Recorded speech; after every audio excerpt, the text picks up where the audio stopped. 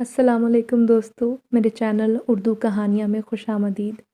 آج ایک نئی سچی خوفناک کہانی کے ساتھ آپ کی خدمت میں حاضر ہوں۔ آئیے کہانی کا آغاز کرتے ہیں۔ تکلیف کے باعث میری آنکھوں سے آنسو بہتے جا رہے تھے۔ بھوک کے مارے برا حال تھا، جسم بری طرح ٹوٹ رہا تھا، مجھ میں اتنی ہمت بھی باقی نہ بچی تھی۔ اچانک مجھے دروازہ کھلنے کی آواز سنائی دی۔ میں نے گردن اٹھا کر دیکھا تو سامنے میری ساس کھڑی تھی، جو مجھے دیکھ کر مسکرا رہی تھی۔ اچانک وہ میری طرف بڑھی اور میرے بالوں کو جکڑ کر زور سے کھینچنے لگی۔ مجھے شدید درد کا احساس ہو رہا تھا، مگر اتنی ہمت بھی نہ تھی کہ چلا سکوں یا اپنے منہ سے کوئی لفظ نکال سکوں۔ یوں لگ رہا تھا میرے جسم سے کسی نے ساری طاقت کھینچ کر نکال دی ہے۔ مجھے یہاں پڑے ہوئے تقریباً 24 سے 36 گھنٹے گزر گئے تھے۔ اس دوران مجھے کھانے کا ایک نوالہ بھی نصیب نہ ہوا تھا، اور یہ سب کچھ میری ساس کے ظلم و ستم کی انتہا تھی۔ یہ عورت نہ جانے کیوں مجھ سے اتنی شدید نفرت کرتی تھی۔ میں آج تک اس بات کی وجہ کو جان نہ پائی تھی۔ کیسا محسوس ہو رہا ہے تمہیں منحوس عورت؟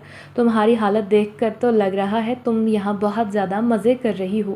کیا ارادہ ہے؟ تمہیں ایک اور دن یہاں چھوڑوں یا پھر کچھ کھانے پینے کا ارادہ رکھتی ہو؟ ساس کی بات سن کر میں پاگلوں کی طرح نفی میں سر ہلانے لگی، پھر ان کے سامنے ان کے ہاتھ جوڑ کر ان کی منتیں کرنے لگی۔ خدارا، مجھے صرف کھانے کے لیے ایک لقمہ دے دیں۔ مجھے لگ رہا ہے اگر اب بھی کھانا نہ ملا تو میری سانسیں رک جائیں گی۔ اچانک اس نے ایک اشارہ کیا۔ اس کا اشارہ دیکھ کر میری نند تیزی سے کمرے میں داخل ہوئی۔ اس نے ہاتھ میں کھانے کی تھالی اٹھا رکھی تھی۔ کھانے کو دیکھ کر میرا جی للچانے لگا۔ میں تیزی سے وہاں سے اٹھی اور کھانے کی طرف بڑھی، مگر اس سے پہلے میں کھانے کی پلیٹ پکڑتی، میری نند نے وہ پلیٹ زمین پر گرا دی۔ وہ آلو کا سالن تھا۔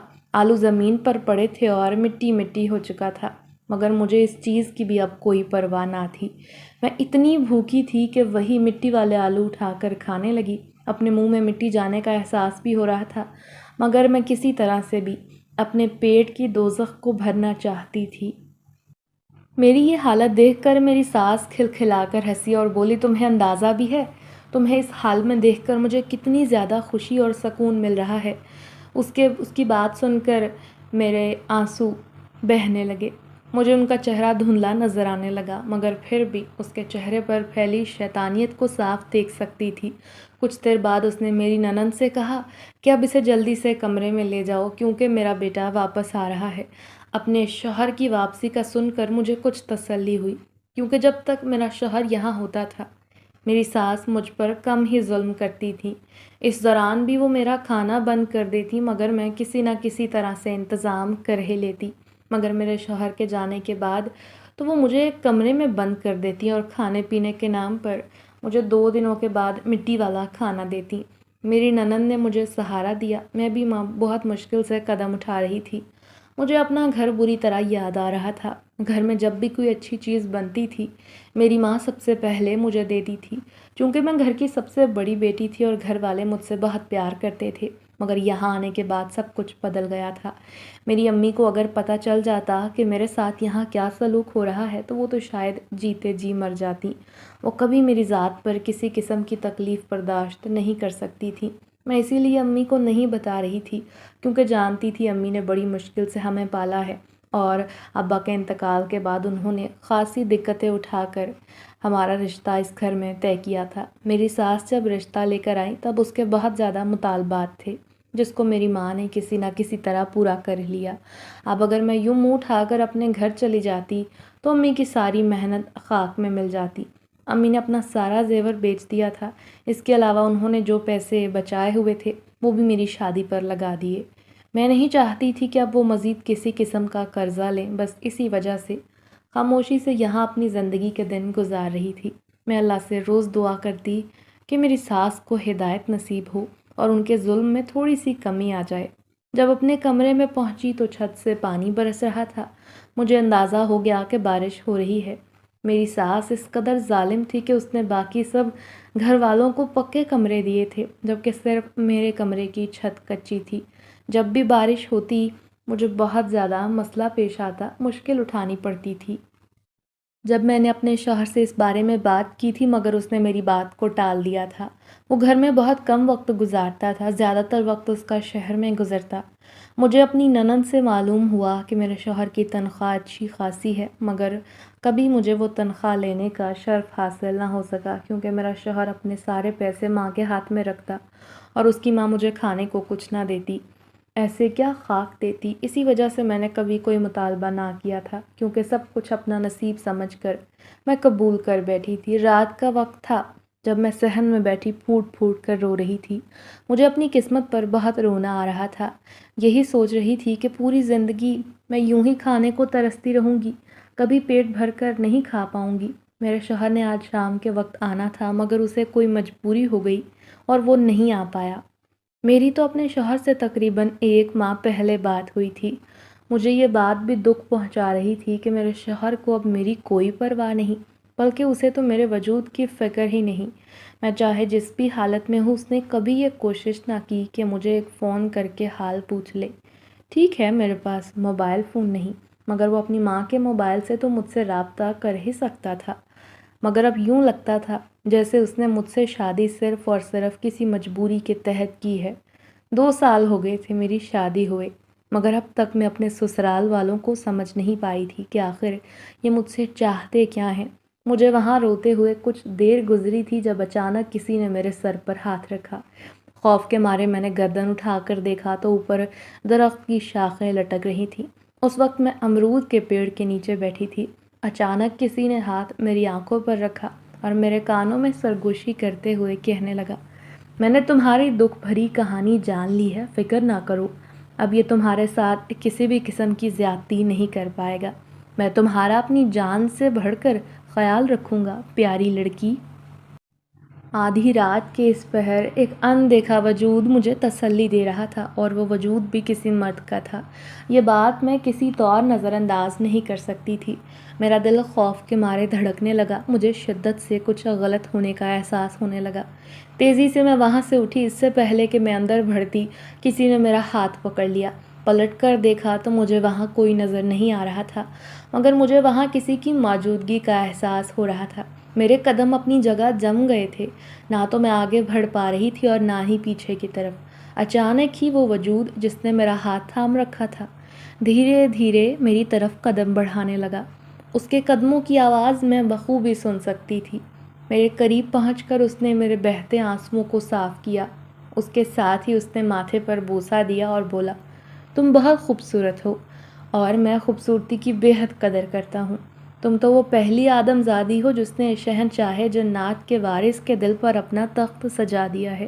تم سوچ بھی نہیں سکتی لڑکی، مجھے تم سے پہلی نگاہ میں اتنی محبت ہو گئی ہے کہ اب تم سے دوری کا سوال ہی نہیں اٹھتا۔ میں اپنی پوری زندگی تمہارے ساتھ گزارنے کے لیے رضامند ہو چکا ہوں۔ میں چاہتا ہوں تم خود کو ذہنی طور پر تیار کر لو۔ جہاں تک تمہاری تکلیفوں کا سوال ہے، میں تم سے وعدہ کرتا ہوں میں تمہاری تمام تکالیف کا مداوع کروں گا، تمہیں ایک ایسے مقام پر پہنچاؤں گا جہاں صرف اور صرف خوشیاں تمہاری منتظر ہوں گی۔ اس اندیکھے وجود کی باتیں سن کر مجھے تو تسلی مل رہی تھی، دل بھی مطمئن تھا، مگر اس کے ساتھ ایک انجانا خوف تھا جو مجھ پر حاوی ہو رہا تھا، اور وہ خوف اس شے کا تھا کہ جو بھی مجھ سے ہم کلام ہے وہ کوئی عام انسان نہیں بلکہ وہ تو کوئی اور ہی مخلوق ہے۔ شاید اس نے میرے ذہن میں چلتی باتوں کو پڑھ لیا تھا، اسی لیے میرے چہرے کو تھپ تھپاتے ہوئے بولا، اب تمہیں مجھ سے گھبرانے یا ڈرنے کی قطعاً ضرورت نہیں۔ میرا مقصد تمہیں ڈرانا یا تمہیں نقصان پہنچانا نہیں ہے، بلکہ آج کے بعد سے میرا مقصد صرف اور صرف تمہاری حفاظت کرنا ہے۔ میں مزید اپنے آپ پر قابو نہ رکھ پائی، میری آنکھوں کے سامنے اندھیرا چھانے لگا اور میں بے ہوش ہو کر گر پڑی۔ اس کے بعد میرے ساتھ کیا ہوا مجھے کچھ یاد نہیں۔ اگلے دن جب مجھے ہوش آیا تب میں اپنے کمرے میں لیٹی ہوئی تھی اور پھر گزشتہ رات کا منظر میری آنکھوں کے سامنے گھومنے لگا۔ میرا سر پھر سے بری طرح چکرانے لگا تھا۔ میں اندازہ نہیں لگا پا رہی تھی کہ گزشتہ رات جو میں نے دیکھا سنا وہ سچ تھا یا پھر کوئی خواب تھا۔ بہت دیر تک میں کمرے میں بیٹھی رہی۔ جب کافی دیر گزرنے کے بعد بھی میرے ساتھ کچھ نہ ہوا تو میں نے خود کو تسلی دی، خود کو سمجھایا کہ وہ صرف اور صرف ایک خواب تھا۔ اب مجھے ڈرنے یا فکر کرنے کی کوئی ضرورت نہیں۔ خیر، وہ پورا دن میں نے گھر کی صفائیاں ستھرائیاں کرتے گزار دیا، کیونکہ میرے شوہر آخر اتنے دنوں بعد گھر آ رہے تھے۔ شام کا وقت تھا، میں باورچی خانے میں کھڑی کھانا پکا رہی تھی۔ اتنے عرصے بعد میری ساس نے مجھے کھانا پکانے کی ذمہ داری سونپی تھی۔ میرا ارادہ تھا کہ کھانا پکنے کے بعد سب سے پہلے خود کھاؤں گی، مگر اس سے پہلے ہی میری ساس وہاں آ گئی اور تھوڑے فاصلے پر کھڑی ہو کر مجھے گھورنے لگی۔ جب بھی یہ عورت مجھے اس طرح سے گھورتی، مجھے اس سے خوف آتا، کیونکہ اسی دن ہی وہ میرے ساتھ کوئی نہ کوئی نیا ظلم کرتی۔ اچانک اس نے مجھے کہا، تمہارے ہاتھ تو بہت زیادہ پیارے ہیں، میں تو حیران ہو رہی ہوں، تمہارے ساتھ اتنا کچھ ہونے کے باوجود بھی تمہارے ہاتھوں کی خوبصورتی پر کوئی فرق نہیں پڑا۔ یہ کہہ کر وہ میری طرف قدم بڑھانے لگی۔ میں نے فوراً اپنے ہاتھ پیچھے کر لیے۔ آنکھیں آنسوؤں سے بھر گئی۔ مجھے پتہ چل گیا تھا کہ اب وہ پھر سے مجھے نقصان پہنچانے کے بارے میں سوچ رہی ہیں۔ اچانک انہوں نے گرم ہنڈیا کے اوپر سے تھالی اٹھائی جس میں نے ابلنے کے لیے آلو رکھے تھے، اور پھر مجھے دیکھتے ہوئے بولی، یہ کھولتا ہوا پانی مجھے بہت اچھا لگتا ہے، کیا تمہیں بھی یہ پانی پسند ہے؟ ان کی بات سن کر میں نے تیزی سے نفی میں سر ہلایا۔ میری بات سن کر وہ کھلکھلا کر ہنسی اور بولی، ارے تم تو مجھ سے ہی ڈر گئی ہو، کیا لگتا ہے کیا یہ پانی میں تمہارے اوپر ڈال دوں گی؟ ارے اب میں کیا اتنی بے رحم ہوں؟ مجھے سمجھ نہیں آ رہی تھی کہ اب یہ ظالم عورت آخر میرے ساتھ کرنے کیا والی ہے۔ اچانک اس نے ایک چمچہ بھر کر وہ پانی گرم ہنڈیا سے نکالا اور مجھے کہا، چلو اپنا ہاتھ جلدی سے آگے کرو۔ میں نے کہا نہیں۔ میں پیچھے ہٹنے لگی، مگر زیادہ پیچھے نہ جا سکی کیونکہ وہیں میری نند بھی موجود تھی۔ اس نے مجھے بازوؤں سے پکڑا اور میرے ہاتھوں کو دیکھ کر انتہائی نفرت سے بولی، امی اس کے ہاتھ مجھے بالکل پسند نہیں، آپ جلدی سے انہیں جلا دیں۔ اس کی بات سن کر اس کی ماں نے کہا، تم فکر کس بات کی کرتی ہو؟ اس سے پہلے کہ وہ کھولتا ہوا پانی میرے ہاتھوں کے اوپر ڈال دیتی، اچانک میری ساس چلانے لگی۔ وہ پانی بھی زمین پر گر گیا۔ پانی کے چھینٹے میری نند کے پیروں پر پڑے اور دیکھتے ہی دیکھتے وہاں چھالے بن گئے۔ یہ دیکھ کر میں حیران رہ گئی، جبکہ میری ساس کا ہاتھ بری طرح زخمی ہو گیا تھا۔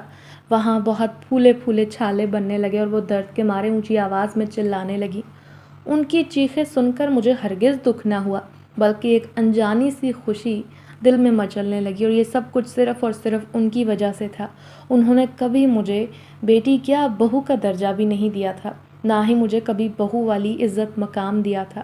آج وہ تکلیف میں تھی تو میں کیوں کر ان کی تکلیف پر خوش نہ ہوتی، مگر میں حیران تھی کہ آخر کیسے ایک دم سے ان کا ہاتھ جل گیا، حالانکہ ان کے ہاتھ پر تو پانی بھی نہیں پڑا۔ شاید یہ اللہ کا عذاب تھا جو ان پر آ گیا تھا۔ اس سے پہلے میں وہاں سے نکلتی یا ان کی مدد کے لیے میں کچھ کرتی، میری ساس اونچی آواز میں چلانے لگی، یہ جادوگرنی ہے، یہ ڈائن ہے، اسے یہاں سے نکالو، مجھے پتہ چل گیا ہے، اسی خبیث نے مجھ پر جادو کیا ہے، اسی وجہ سے میرے ساتھ یہ سب کچھ ہوا ہے۔ ساس کی بات سن کر میں تیزی سے نفی میں سر ہلانے لگی۔ میں اسے کہنا چاہتی تھی کہ میں نے کچھ بھی نہیں کیا، مگر اس سے پہلے کہ میری ساس مزید کچھ کہتی، اچانک اس کا منہ بند ہو گیا۔ وہ چاہ کر بھی اپنے منہ سے ایک لفظ بھی ادا نہیں کر پا رہی تھی، اور اس کی حالت دیکھ کر مجھے گزشتہ رات اپنی حالت یاد آ گئی۔ میری حالت بھی تو ایسی بھی تھی۔ اس رات میرے منہ سے بھی کوئی لفظ نہیں نکل رہا تھا، تو کیا واقعی کہیں یہ وہی اندیکھی مخلوق تو نہیں جو اس رات میرے پاس آئی تھی؟ کیا واقعی وہ ایک خواب نہیں تھا؟ میں نے خود سے پوچھا۔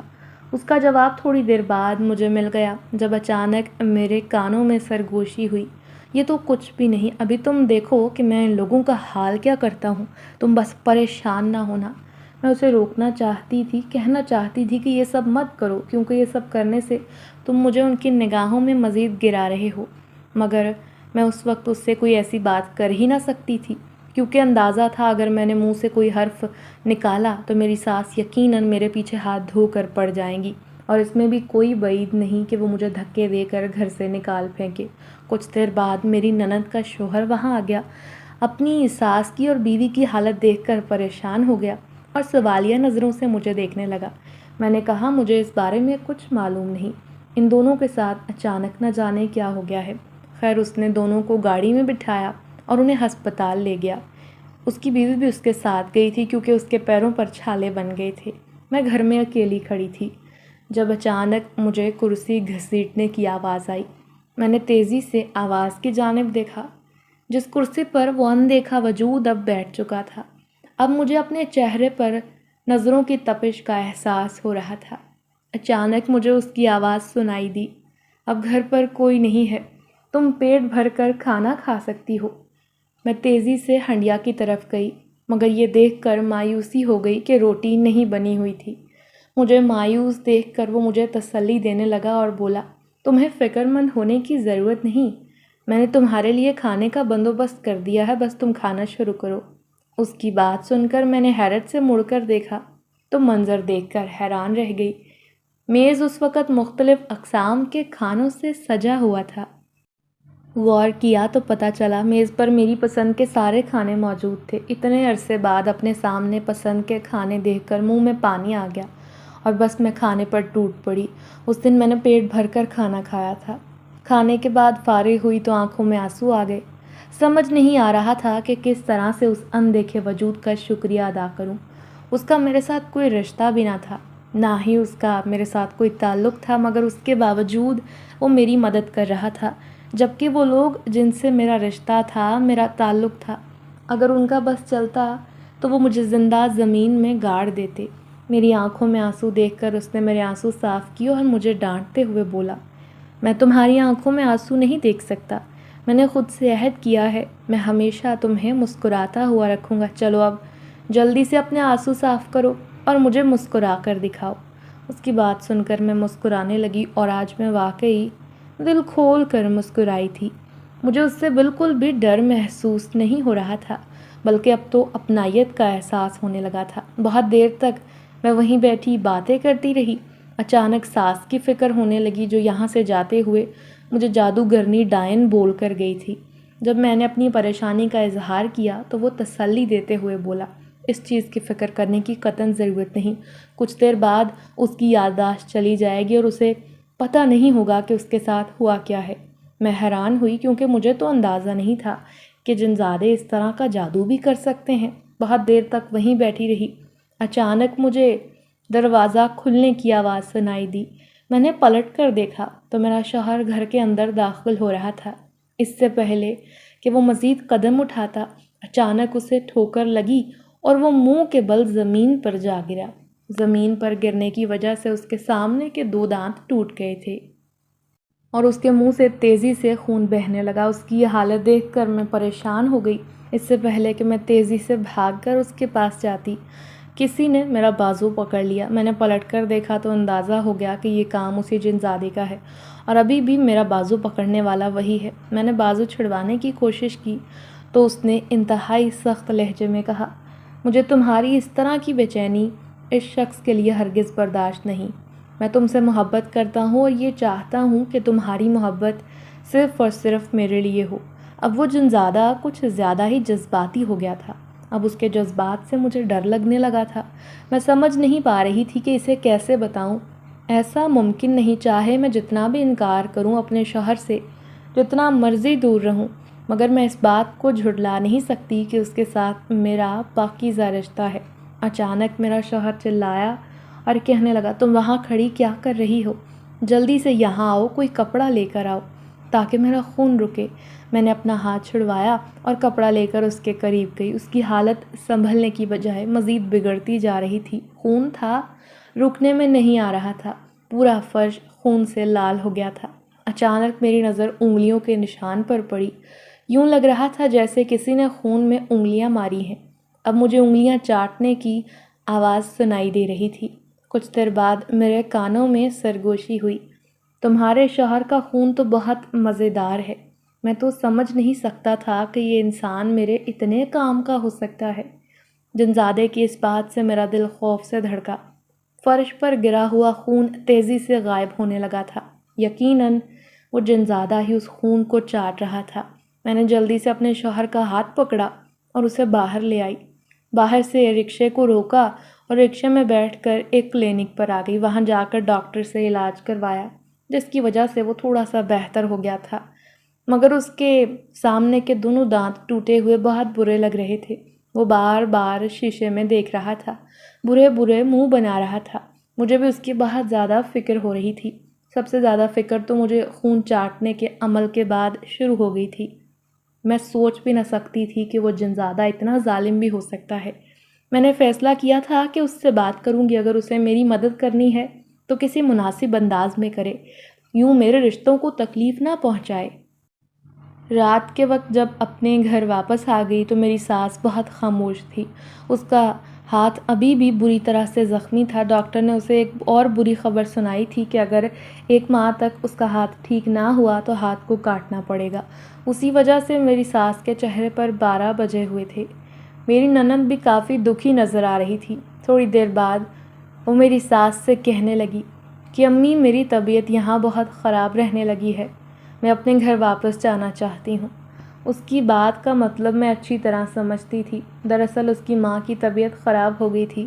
اسے اب یہ دکھائی دے رہا تھا کہ اپنے ماں کے سارے کام اسے خود کرنے ہوں گے، جبکہ وہ شروع سے ہی نکمی، پھوہڑ اور آرام پسند تھی۔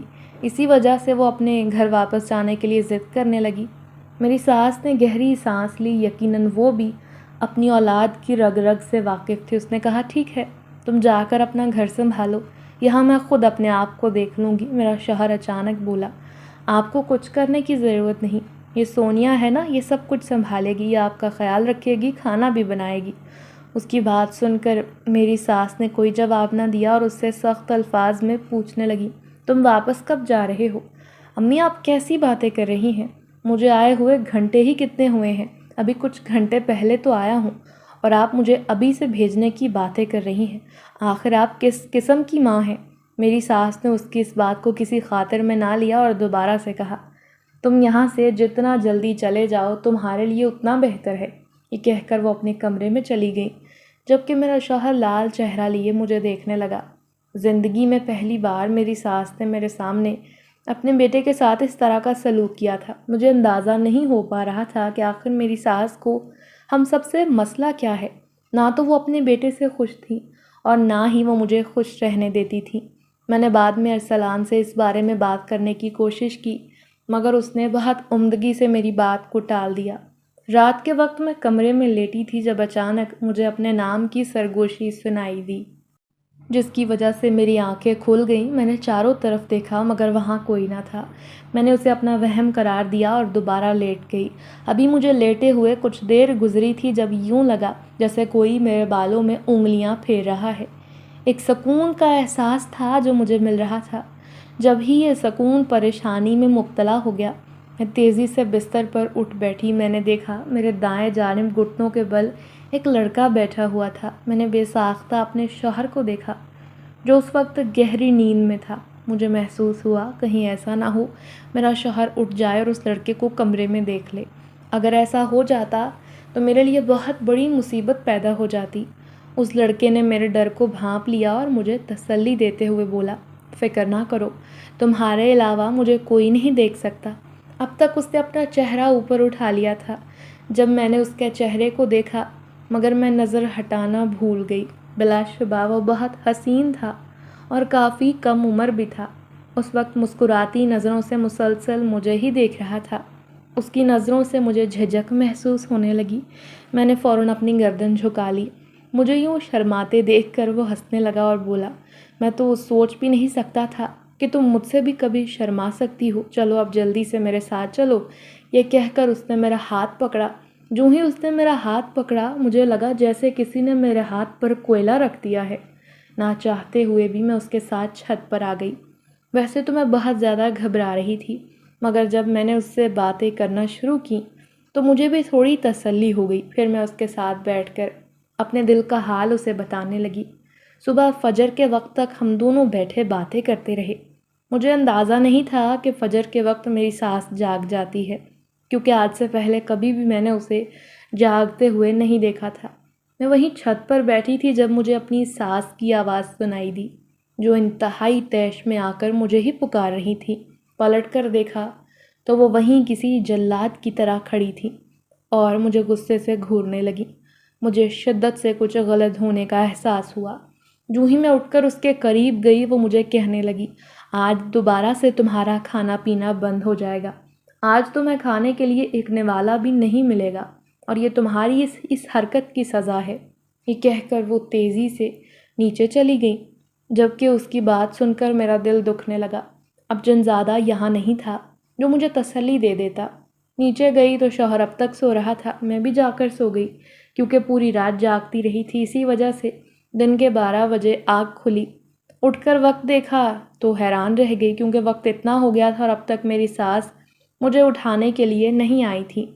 مگر جب باہر آ کر دیکھا تو مزید پریشانی میں اضافہ ہو گیا۔ ساس نے باورچی خانے کو تالا لگا دیا تھا اور اس کے ساتھ ساتھ گھر کے داخلی دروازے پر بھی تالا لگا تھا۔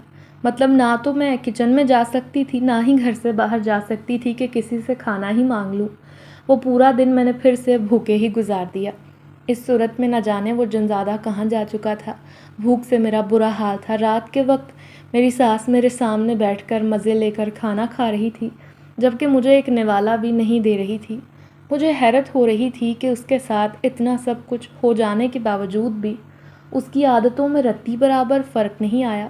ابھی بھی وہ پہلے کی طرح کٹھور اور ظالم تھی۔ اسے دوسروں کو تکلیف پہنچا کر ذرا سا بھی دکھ نہیں ہوتا تھا۔ وہ رات بھی میں نے بھوکے ہی کاٹ دی۔ اگلے دن کمزوری کی وجہ سے چلنا محال تھا۔ میں کچن کے دروازے کے سامنے بیٹھی تھی جب اچانک ہی وہ جنزادہ نمودار ہو گیا۔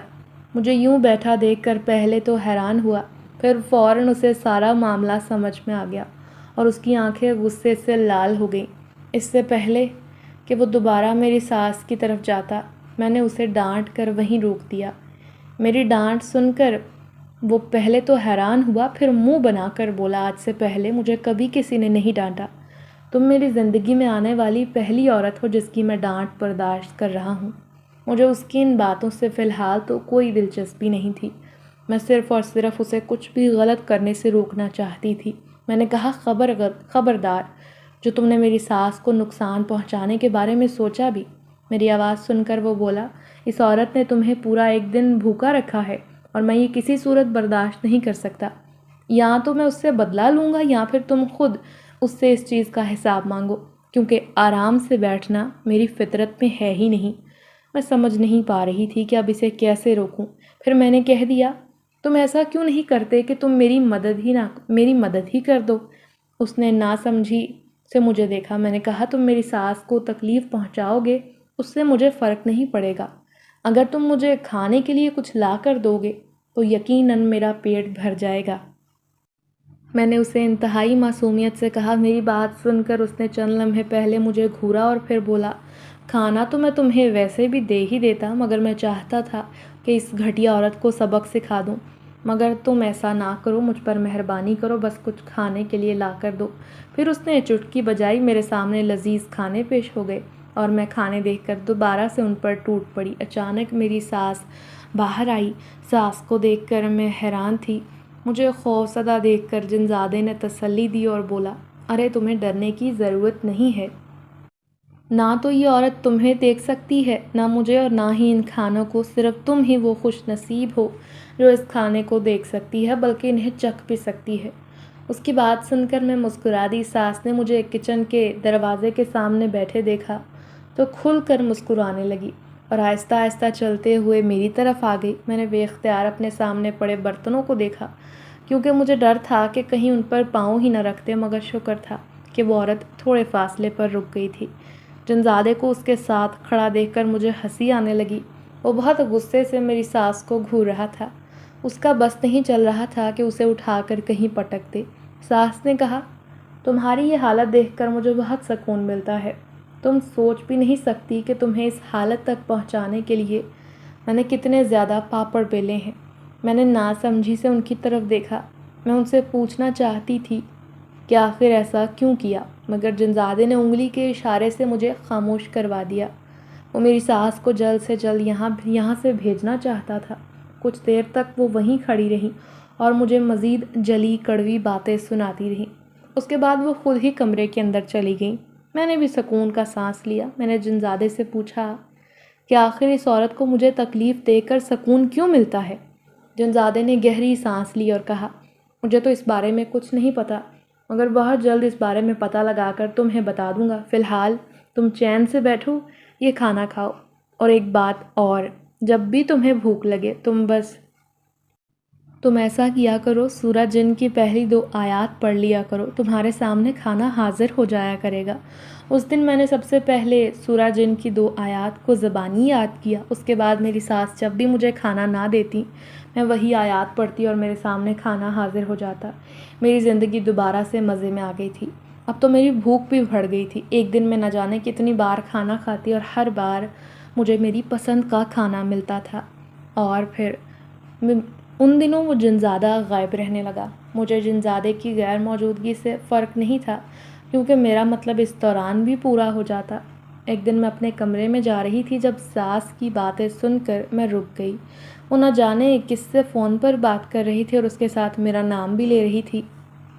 مجھے لگ رہا ہے کہ سونیا نے اپنے قبضے میں ایک جن کر لیا ہے۔ ساس کی بات سن کر مجھے لگا کہ 7 آسمان میرے سر پر آ کر گر گئے ہیں۔ میں سوچ بھی نہ سکتی تھی کہ میری ساس کو اس بارے میں بھی علم ہو جائے گا۔ میں تو اتنے عرصے سے اسی سمجھ میں تھی کہ وہ انجان ہے اور انہیں اس بارے میں کچھ نہیں پتہ۔ اس سے پہلے کہ میں مزید باتیں سنتی، اچانک میرا ہاتھ گلدان سے لگا۔ گلدان ٹکرا کر زمین پر گرا، ٹوٹ گیا اور اسی لمحے میری ساس فوراً باہر آئی۔ سامنے ہی میں موجود تھی۔ اچانک اس نے بالوں کو پکڑا اور کھینچتے ہوئے بولی، تمہاری ہمت کیسے ہوئی چھپ کر میری باتیں سننے کی؟ تم آخر خود کو سمجھتی کیا ہو؟ اور اسی لمحے اس نے میرا سر زور سے دیوار سے دے مارا۔ مجھے شدید درد کا احساس ہوا۔ سر کو ہاتھ لگایا تو ہاتھ خون سے لال ہو گیا تھا۔ آنکھوں کے سامنے اندھیرا چھانے لگا اور میں بے ہوش ہو کر گر پڑی تھی۔ قریب ہی میری ساس بیٹھی تھی اور اس وقت بظاہر چہرے سے بہت پریشان نظر آ رہی تھی، مگر اس پریشان چہرے کے پیچھے چھپی ہوئی شیطانیت کو میں اچھے سے جانتی تھی۔ یہ عورت سب کچھ جان بوجھ کر رہی تھی تاکہ ڈاکٹروں کو یقین دلا سکے کہ ہم دونوں میں کتنی زیادہ محبت ہے۔ میرے ساتھ جو کچھ ہوا ہے اس میں اس کا کوئی قصور نہیں۔ بہت دیر تک وہ میرے قریب بیٹھی رہی، پھر اس کے موبائل پر فون آیا جو سننے کے لیے وہ باہر چلی گئی۔ اسی دوران وہ جنزادہ میرے پاس حاضر ہوا، مگر وہ منہ سے کچھ نہیں کہہ پا رہا تھا، نہ ہی میری طرف قدم بڑھا رہا تھا۔ اس کی بے بسی دیکھ کر میں حیران ہوئی۔ میں نے پوچھا، تمہارے ساتھ یہ سب کچھ کس نے کیا ہے؟ مگر وہ چاہ کر بھی کچھ نہیں بول پا رہا تھا، بس عجیب و غریب اشارے کر رہا تھا جو میری سمجھ میں نہیں آ رہے تھے۔ اچانک مجھے اپنی ساس کی آواز سنائی دی، اس کے ساتھ وہ جنزادہ غائب ہو گیا۔ نہ جانے کیوں مجھے لگنے لگا تھا کہ جنزادہ کے ساتھ جو بھی ہوا ہے یہ میری ساس نے کروایا ہے۔ اس کے بعد وہ مجھے لے کر گھر آ گئی اور تب دوبارہ سے میری بربادی شروع ہو گئی۔ میری ساس اب پھر سے مجھے ایک کمرے میں بند کر دیتی، میرا کھانا پینا روک لیتی۔ اس دوران بھی میں سورہ جن کی پہلی 2 آیات پڑھتی، مگر کوئی فائدہ نہ ہوتا۔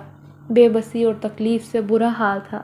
تقریباً 3 دن کے بعد دروازہ کھول کر مجھے 2 نوالے دیتی اور میں پاگلوں کی طرح منت کرتی کہ تھوڑا سا اور کھانے کے لیے دے دو تاکہ پیٹ بھر سکے، مگر وہ نہایت عجیب و غریب عورت تھی۔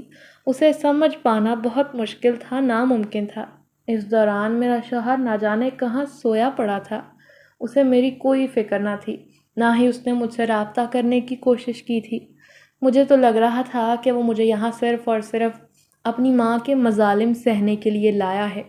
شادی کی رات کے بعد سے وہ کبھی میرے قریب نہیں آیا تھا۔ نہ تو اسے اپنی ذمہ داریوں کا احساس تھا اور نہ ہی اسے اپنے حقوق کا احساس تھا۔ اب میرا یہاں رہنا مشکل نہیں، ناممکن ہو گیا تھا۔ میرے گھر والوں کو بھی پتہ نہیں کیا ہو گیا تھا۔ مجھے یہاں بھیجے ہوئے انہیں اتنے ماہ ہو گئے تھے اور میں 3 ماہ سے پہلے اپنی ماں سے ملنے کے لیے نہیں گئی تھی۔ اس کے بعد نہ میں جا سکی، نہ میری اماں مجھے ملنے آئی تھی۔ مجھے اپنی زندگی کی بالکل سمجھ نہیں آ رہی تھی کہ میری زندگی میں چل کیا رہا ہے۔ صرف بے بسی تھی، بے چارگی تھی جو میرے وجود پر چھائی ہوئی تھی۔ اس بار بھی میں پاگلوں کی طرح کھانے کو ترس نہیں تھی، بس نہیں چل رہا تھا کہ اپنی ساس کو کچا کھا جاؤں۔ اس قدر شدید جنگلی بھوک کا احساس تھا کہ میں بیان نہیں کر سکتی۔ اگلے دن دوبارہ سے دروازہ کھلا۔ میری ساس نے میرے سامنے کھانے کی ٹرے پھینکی، جسے دیکھ کر میں بھوکے شیر کی طرح کھانے پر ٹوٹ پڑی۔ ابھی میں نے چند نوالے کھائے تھے کہ اچانک میری آنکھوں کے سامنے دوبارہ اندھیرا چھانے لگا اور میں بے ہوش ہو گئی۔ جب ہوش آیا تب میں ایک اندھیرے کمرے میں پڑی ہوئی تھی۔ مجھے کچھ بھی نظر نہیں آ رہا تھا۔ اس قدر شدید اندھیرا تھا کہ مجھے اپنے ہاتھ بھی دکھائی نہ دے رہے تھے۔ شدید خوف کا احساس ہو رہا تھا۔ سب سے پہلے میں نے اس جنزادے کو پکارا، مگر اس نے میری پکار کا کوئی جواب نہ دیا۔ کچھ دیر بعد مجھے ہنسی کی آواز سنائی دینے لگی۔ اس آواز کو تو میں لاکھوں میں پہچانتی تھی، یہ آواز میری ساس کی تھی۔ اچانک کمرے کی لائٹ آن ہو گئی۔ کافی دیر اندھیرے میں رہنے کی وجہ سے مجھے روشنی میں دیکھنے میں مشکل پیش آ رہی تھی۔ جب میری آنکھیں کچھ دیکھنے کے قابل ہوئی تو میں نے دیکھا کہ اس وقت میں ایک کوٹھڑی نما کمرے میں پڑی ہوں، جبکہ میرے سامنے میری ساس اور ایک عجیب و غریب بوڑھا شخص کھڑا تھا جس نے کالے رنگ کا چوغا پہن رکھا تھا۔ اس نے اپنی آنکھیں سرمے سے لبالب بھری ہوئی تھیں اور وہ بے حد خوفناک لگ رہا تھا۔ میری ساس نے کالے رنگ کے کپڑے پہن رکھے تھے، بال اس کے کھلے تھے اور اس وقت وہ بالکل 100% کوئی شیطانی بڑھیا نظر آ رہی تھی۔ مجھے دیکھ کر وہ مسکرانے لگی اور بولی، دیکھو تمہیں تمہارا وہ عاشق جنزادہ بھی نہیں بچا پایا۔ تمہیں میں نے پہلے بھی کہا تھا کہ کبھی مجھ سے پنگا لینے کی کوشش نہ کرنا، مگر تب تم نے میری بات نہیں مانی۔ آج تمہارے ساتھ جو کچھ بھی ہوگا اس کی ذمہ دار صرف اور صرف تمہاری بے وقوفیاں ہوں گی۔ تب مجھ پر راز آشکار ہوا کہ میری ساس ایک بہت بڑی جادوگرنی تھی۔ اس نے مجھے اسی وجہ سے اپنے گھر رکھا تھا کیونکہ میں چاند کی 14ویں رات کو پیدا ہوئی تھی اور میرے جسم پر ایک خاص نشان تھا جس کے ذریعے وہ اپنے عمل کو پورا کر سکتی تھی۔ وہ مجھے شیطان کی راہ میں دینے والی تھی، بھیڑ چڑھانے والی تھی۔ سمجھ نہیں آ رہا تھا کیا کروں، کیسے وہاں سے فرار ہو جاؤں۔ اس کے ساتھ اس نے عامل کو اشارہ کیا اور اسے عمل کرنے کا کہا۔ اشارہ پا کر عامل اپنا سر زور زور سے دائیں بائیں ہلانے لگا۔ مجھے شدید بے چینی کا احساس ہو رہا تھا۔ میں اپنے ہاتھوں اور بازوؤں کو ہلا رہی تھی کیونکہ اندازہ تھا کہ کچھ دیر بعد میری موت واقع ہو جائے گی۔ اچانک میرا ہاتھ ایک دھاگے سے ٹکرایا جو کہ میرے بازو کے اوپر والے حصے پر بندھا ہوا تھا۔ یہ دھاگا پہلے وہاں نہیں تھا۔ میں نے بے اختیار وہ دھاگا کھینچ کر اتار دیا اور اس کے ساتھ ہی وہ جنزادہ میری نظروں کے سامنے حاضر ہو گیا، جبکہ میری ساس اور وہ عامل آنکھیں بند کیے کوئی عمل کر رہے تھے۔ انہوں نے اپنی ساری طاقتیں بھی گروی رکھوائی ہوئی تھیں۔ یہ بات مجھے جنزادے سے معلوم ہوئی۔ جنزادے نے ان کا وہ عمل الٹا کر دیا جس کی وجہ سے وہ سارے شیاطین جنات کو پہلے استعمال کر رہے تھے، وہی جن ان پر حملہ آور ہو گئے۔ جنزادے نے میرا ہاتھ پکڑا اور مجھے آنکھیں بند کرنے کا کہا۔ کچھ دیر بعد میں اپنے گھر کے سامنے موجود تھی۔ میں تیزی سے بھاگ کر کمرے کے اندر گئی۔ میں وہاں سے اپنے گھر جانا چاہتی تھی مگر جنزادے نے مجھے صبح جانے کی ہدایت دی۔ پوری رات میں نے رو کر گزاری، بس میں اپنی حفاظت کی دعائیں مانگتی رہی۔ صبح جب میں باہر نکلی تو یہ دیکھ کر حیران رہ گئی کہ میری ساس صوفے پر لیٹی تھی اور گہرے گہرے سانس لے رہی تھی۔ وہ بے حد زخمی لگ رہی تھی۔ تھوڑی دیر بعد اس کا انتقال ہو گیا۔ اس کے انتقال کی خبر سن کر میرا شوہر بھاگا آیا اور انتہائی نفرت بھرے لہجے میں کہنے لگا، شکر ہے یہ عورت اپنے انجام تک پہنچ گئی۔ یقیناً وہ اپنے ماں کے کرتوتوں سے واقف تھا، وہ اسے سمجھاتا بھی رہتا تھا، مگر میری ساس کسی کی بھی بات کو خاطر میں نہیں لاتی تھی، جس کی وجہ سے وہ اس کے پاس رہنا پسند نہیں کرتا تھا۔ اس نے اپنے بیٹے کی شادی بھی مجھ سے زبردستی کروائی تھی، جبکہ اسی دن مجھ پر یہ راز آشکار ہوا کہ میرے شوہر کی پہلے سے ہی ایک شادی ہو چکی تھی اور وہ بیچارہ اپنی پہلی بیوی کے ساتھ خوشگوار زندگی گزار رہا تھا۔ یہ صدمہ میرے لیے بہت بڑا تھا۔ میں اپنے شوہر کی زندگی کو مزید خراب نہیں کرنا چاہتی تھی، سو میں نے طلاق کا مطالبہ کیا اور اس نے مجھے طلاق دے دی۔ اس کے ساتھ ساتھ وہ تمام زیورات اور پیسے جو میری ماں نے انہیں دیے تھے وہ بھی مجھے لوٹا دیے۔ اس کے علاوہ اس نے حق مہر کی رقم بھی ادا کر دی۔ میرے پاس اب اچھی خاصی رقم آ چکی تھی مگر اس کے باوجود بھی میں خالی ہاتھ رہ گئی تھی کیونکہ مجھ سے میرا گھر بار چھن گیا تھا۔ میں اپنے گھر واپس آ گئی تھی۔ میری لٹی پٹی حالت دیکھ کر میری ماں رونے لگی۔ اپنے ماں کے آنسوؤں کے لیے میں نے خود کو تیار کیا ہوا تھا۔ میں نے انہیں تسلی دی۔ کچھ دن تو یوں ہی گزر گئے۔ تقریباً 1 ماہ بعد وہ جنزادہ دوبارہ میرے سامنے حاضر ہوا۔ وہ ابھی بھی مسکراتی ہوئی نظروں سے مجھے دیکھ رہا تھا مگر اب اس کے چہرے پر اداسی بھی پھیلی ہوئی تھی۔ اس نے کچھ زیورات میرے حوالے کیے اور مجھے بولا کہ تمہیں دینے کے لیے میرے علاوہ اب اس کے پاس اور کچھ نہیں، کیونکہ اپنا آپ تو میں تمہارے حوالے نہیں کر سکتا۔ مجھے اپنے قبیلے سے اجازت ہی نہیں ملی کہ میں کسی آدم زادی کے ساتھ کوئی رشتہ بناؤں۔ اس کی یہ بات سن کر میں پھیکا سا مسکرا دی کیونکہ مجھے اندازہ ہو گیا تھا کہ آہستہ آہستہ سب ہی مجھے چھوڑ کر چلے جائیں گے، تو اب بھلا اس غیر ماورائی مخلوق کے چلے جانے پر بھلا میں کیوں افسوس مناتی؟ کچھ دیر بعد وہ بھی وہاں سے ہمیشہ ہمیشہ کے لیے چلا گیا، مگر جاتے جاتے وہ اتنا زیور دے گیا تھا جس سے نہ صرف ہمارے گھر کے حالات بہتر ہو گئے بلکہ اس کے ساتھ ساتھ اور بھی بہت سے معاملات ٹھیک ہو گئے تھے۔ کچھ عرصے بعد میری ماں نے دوبارہ میری ایک جگہ شادی کر دی۔ خدا کا شکر تھا کہ وہ لوگ اچھے تھے۔ اب میں اپنے خاندان کے ساتھ ایک پرسکون زندگی جی رہی ہوں، مگر جب کبھی کبھار ماضی کی جھلک ذہن میں لہراتی ہے تو یقین کریں میری روح خوف کے مارے کانپ اٹھتی ہے۔ کبھی کبھار تو مجھے یقین نہیں آتا کہ مجھ میں اتنی ہمت ہے کہ یہ چیزیں سہنے کے باوجود بھی میں زندہ سلامت صحیح حالت میں اپنی نئی زندگی کا آغاز کر چکی ہوں۔